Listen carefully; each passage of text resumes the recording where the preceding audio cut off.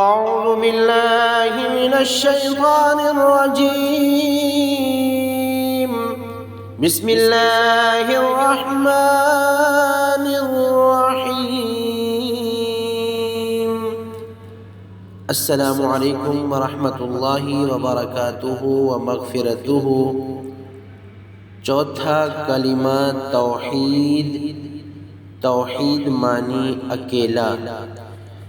لا الہ الا اللہ وحدہ لا شریک لہ لہ الملک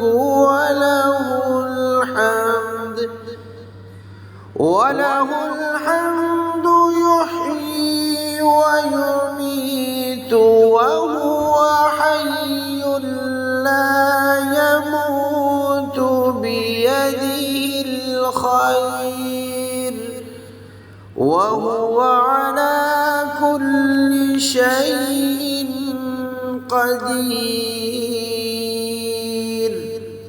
ترجمہ: اللہ کے سوا کوئی معبود نہیں، وہ اکیلا ہے، اس کا کوئی شریک نہیں، اسی کے لیے بادشاہی ہے اور اسی کے لیے سب تعریف ہے.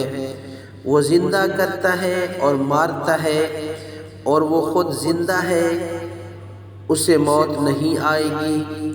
اسی کے ہاتھ میں بھلائی ہے اور وہ ہر چیز پر قادر ہے.